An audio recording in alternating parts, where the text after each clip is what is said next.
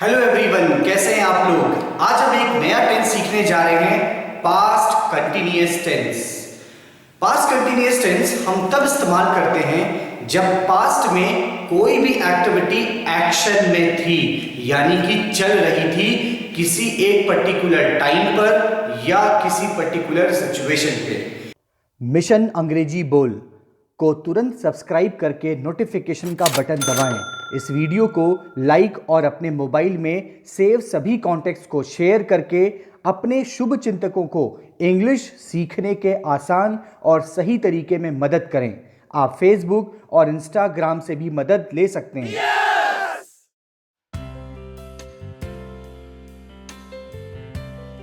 आइए समझते हैं सेंटेंस बनाएं कैसे।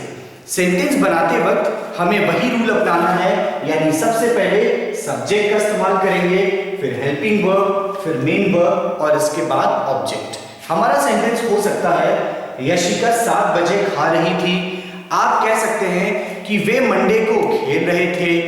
कल बारिश हो रही थी। कोई भी काम पास्ट में किसी एक पर्टिकुलर टाइम पर चल रहा था, तो उसके लिए हम पास्ट कंटिन्यूअस टेंस का इस्तेमाल करते हैं। रूल कहता है कि अगर हमारा subject he, she, it, singular noun और आई है, तो इनमें से किसी भी सब्जेक्ट के साथ हम वॉज का इस्तेमाल करते हैं और मेन वर्ब की फर्स्ट फॉर्म में आईएनजी का। लेकिन अगर हमारा सब्जेक्ट यू, वी, दे या प्लूरल नाउन में से कोई है, तो इन सभी के साथ हम इस्तेमाल करते हैं वर्ब और मेन वर्ब की फर्स्ट फॉर्म में आईएनजी का। आइए समझते हैं सेंटेंस कैसे बनाएं। अगर हमारा वाक्य है, यशिका 7 बजे खा रही थी, इस वाक्य में हमारा सब्जेक्ट है यशिका, इसके बाद हम इस्तेमाल करेंगे हेल्पिंग वर्ब का। इस वाक्य में हेल्पिंग वर्ब होगा वॉज, तो आप लिखेंगे यशिका वॉज, क्योंकि यशिका एक सिंगुलर नाउन है, एक वचन है, किसी का नाम है, उसके साथ हम वॉज का इस्तेमाल करते हैं। तो आप कहेंगे यशिका वॉज और फिर हम लिखेंगे मेन वर्ब। यहां पे मेन वर्ब है खाना, तो आप लिखेंगे ईट और रूल कहता है कि हमें इस्तेमाल करना है आईएनजी का, तो आप लिखेंगे यशिका वॉज ईटिंग और जो कुछ भी बचेगा वो आ जाएगा ऑब्जेक्ट में। तो आप लिखेंगे Yashika was eating at 7 o'clock, 7 बजे खा रही थी।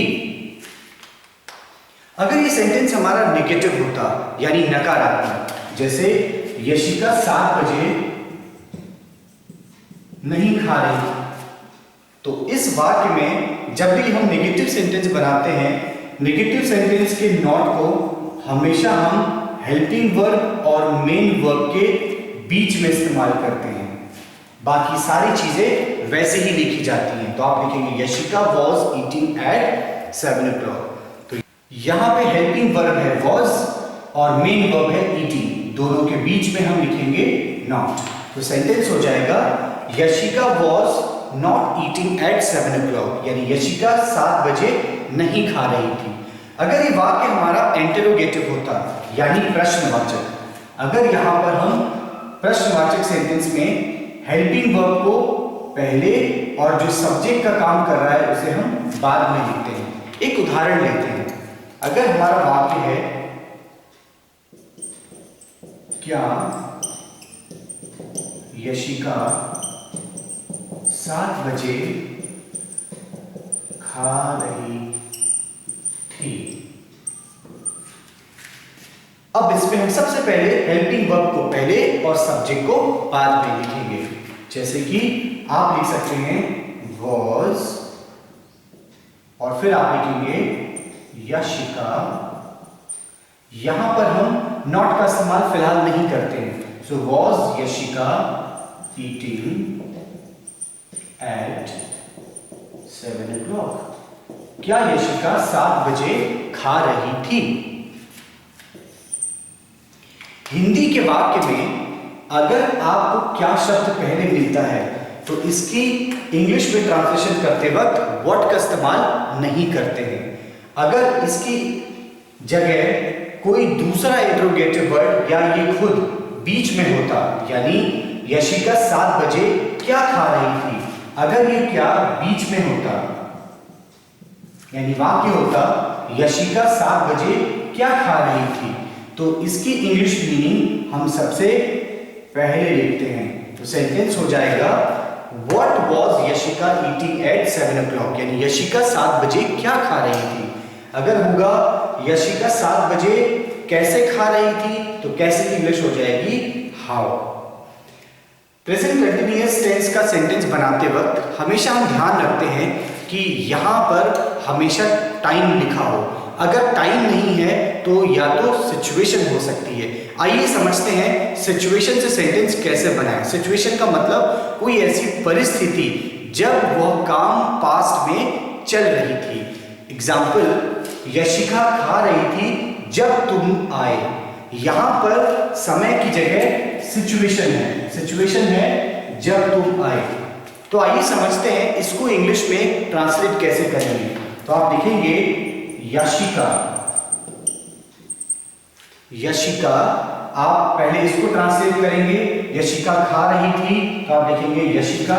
यशिका एक सिंगुलर नाउन है तो आप लिखेंगे हेल्पिंग वर्ब वॉज। तो हो जाएगा यशिका वॉज ईटिंग।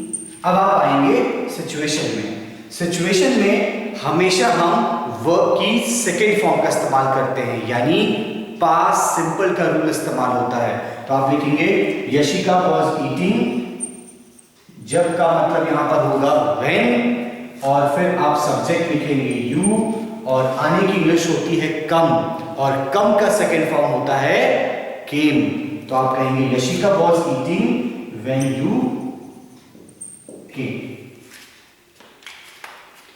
तो ये सेंटेंस में आपका मेन सेंटेंस है यशिका वॉज ईटिंग, और यहां पर सिचुएशन है व्हेन यू केम, जब तुम आए। जब उसने कॉल किया तो आप लिख सकते हैं व्हेन ही कॉल्ड। इस तरीके से आप सेंटेंसेस बना सकते हैं। फिर मिलेंगे एक नई वीडियो में, तब तक के लिए be passionate, be confident, be inspired. Bye bye. Mission Angrezi Bol को तुरंत सब्सक्राइब करके नोटिफिकेशन का बटन दबाएं।